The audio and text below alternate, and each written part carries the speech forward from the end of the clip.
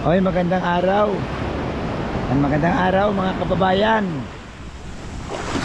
mga kapatid. Isang mapagpalang araw sa ating lahat. So guys, nandito tayo ngayon sa tabing dagat. Yan, napakaganda po ng dagat. Kaso nga lamang, malakas po ang alon ngayon dahil nga po sa sama ng panahon sa bagyong si Wilma. Ayan. Pero kontrolado pa naman guys ang alon. Medyo may kalakihan na ng konti, pero hindi pa naman talaga siya lumalaki. Ayan po, napakaganda, no? Napaka-relaxing ng paligid. Sabi ko nga, pag stress ka guys, tapos ito naman ang puntahan mo, mawawala ang stress. Ayan, mawawala ang stress. Guys, kung pansin niyo, itong diretsong ito, itong diretsong ito, papunta to kila Biansi. Ayan, no? So dito ako guys maglalakad-lakad, no? Pangalis ng stress. Pangalis ng stress. Ayan. So siyempre, pag-usapan natin ngayon guys, no? Pag-usapan natin ngayon at gawa natin ng reaction itong isang Kalinga partners, no? Na binabas daw siya at pinagbibintangan siyang nawakwak na raw, no? Marami pong nagsasabi, maraming nagsasalita at talagang hinuhusgahan siya dahil daw nawakwak na siya. So ang tinutukoy ko dito guys, walang iba kung hindi si Kalingap Andy. Yan, Kalingap, si Andy Kayakap, no? Si Andy Kayakap. Sa mga nakaraan, no, sa mga live, mapansin mo doon, dinadamay si Andy Kayakap sa nangyari, no? Dinadamay nila si Kalingap Andy sa nangyari kay Joy, no, sa nangyari sa pagsasalita ng hindi maganda ni Ria para kay Kalingap Rab, no? Especially guys, yung issue ng kurakot at saka issue ng walang pahintulot ang magulang, tuloy ang love team. Alam niyo po, wag ho natin ako guys, sa opinion ko, wag po natin husgahan si Andy Kayakap. Bakit? Wala pa namang sinabi si Andy Kayakap guys na hindi na siya kalingap. Yung iba kasi guys, sinuhusgahan si Andy Kayakap na nawakwak na. Huwag niyo pong idamay si Kalingap Andy, kasi nga magkaiba po si Kalingap Andy at yung nagsalita kay Kalingap Rab. Diba yung nagbigay ng masakit na salita para kay Kalingap Rab. Hindi po sila iisa, may kanya-kanya po sila eh. Kahit sabihin na natin guys, kahit sabihin na natin na si Kalingap Andy ang nakaka-scout dyan sa pamilyang yan, pero hindi po kontrolado ni Kalingap Andy ang isip at puso ng mga yan. So para sa akin, wag po natin ibas, no? Wag po natin husgahan si Kalingap Andy. Maliban na lang guys, kapag si Kalingap Andy magpaalam na sa Kalingap at sasabihin niya aalis na siya sa Kalingap at sumama na siya sa iba. Sa ngayon, si Kalingap Andy, Kalingap partners pa rin siya. Wala pa naman siyang announcement sa kanyang mga live. Kaya nga si Kalingap Andy nasaktan si Kalingap Andy guys. Alam nyo kung bakit nasaktan si Kalingap Andy? Dahil pinagbibintangan siya na siya ho'y nawakwak na. Eh ang sabi nga ni Kalingap Andy, hindi siya nagkulang sa pamilya sa pagbigay advice. Kaso nga lamang, kahit ano pang advice mo dyan, kung ayaw ka naman pakinggan, wala kang say. Alam nyo kung bakit? Hindi nga hawak ni Kalingap Andy ang damdamin, ang puso, ang isipan ng tao. Kaya para sa akin, wag natin husgahan si Kalingap Andy kasi wala naman siyang ginawang masama eh. Sa totoo lang, ako din, dumaan din ako sa ganyan, nagiging charity vlogger din ako. Alam mo guys, hindi mo makontrol yung mga beneficiary, yung mga tinutulungan mo. Kung may gagawin, hindi mo makontrol. Hindi mo makontrol kahit anong advice mo pa dyan. Gagawa at gagawa talaga yan kung gusto nila. Alam mo kung bakit? Rights nila yun eh. Kagaya nitong sa kay Ria, karapatan din naman ni Ria siguro dahil sa kanyang pananaw na tama yung gagawin niya, ginawa niya, diba? So sa kay Kalingap Andy, wag po natin siyang husgahan, no? Antayin natin guys kung talaga bang si Kalingap Andy nawakwak na. Kasi ang kinasama ni Kalingap Andy, no, ang kanyang ikinasama, nawakwak na raw siya. Kaya nga ang sabi ni Kalingap Andy, patunayan ninyo, no, na nawakwak na ako. Di ba?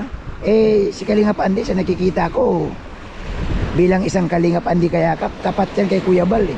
Kaya nga sa binigyan ng bahay ni Kuya Bal, alam nyo kung bakit? Dahil sa kanyang galing, no? Sa kanyang kasipagan sa pag-i-scout.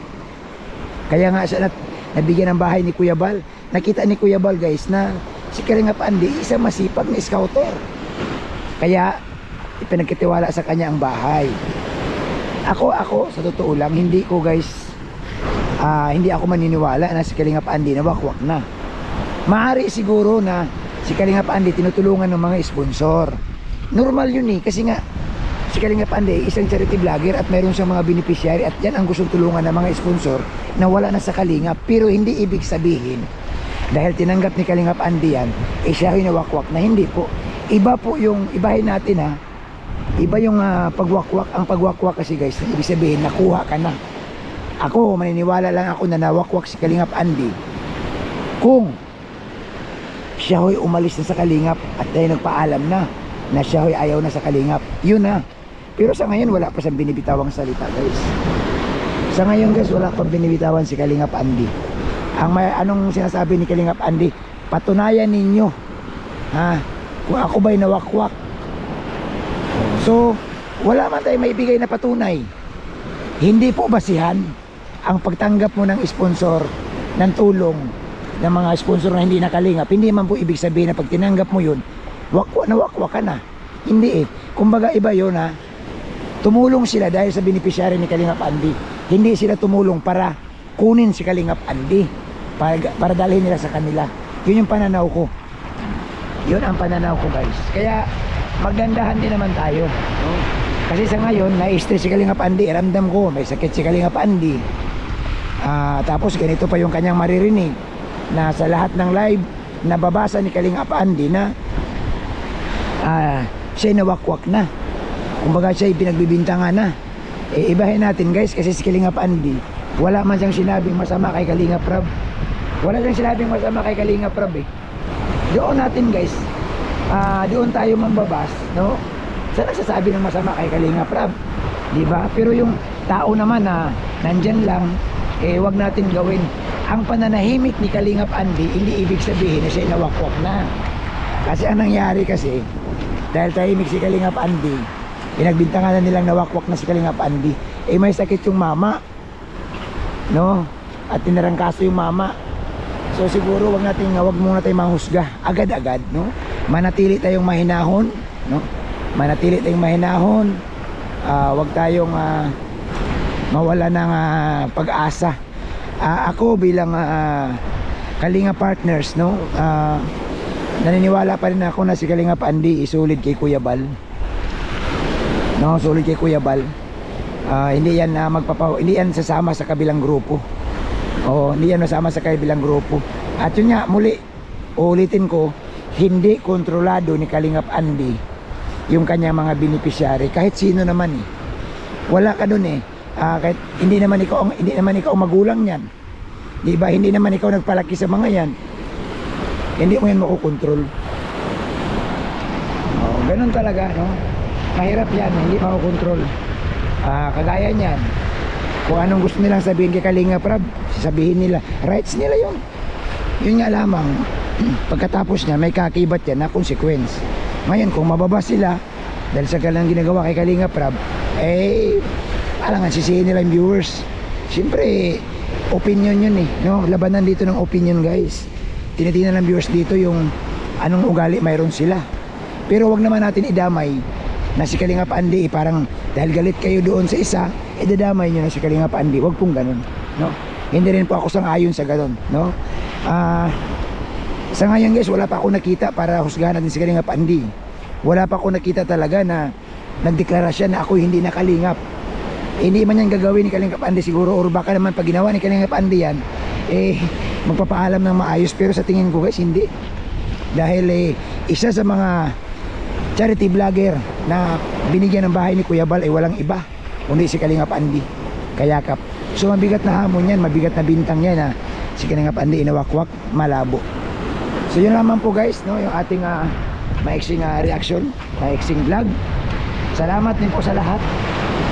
Yan, ako po nandito sa tabing dagat, naglalakad-lakad muna para ma-relax naman, no. So, maganda tong lugar na to, pampaalis ng stress. At yung hangin maganda kasi guys, kasi dito ako dito ako nagja-jogging din, naglalakad-lakad. Dito ako nag-inhale-exhale para naman sariwang-sariwa. Kasi maganda po ang hangin, 'di ba? Hangin sa dagat, ayan oh.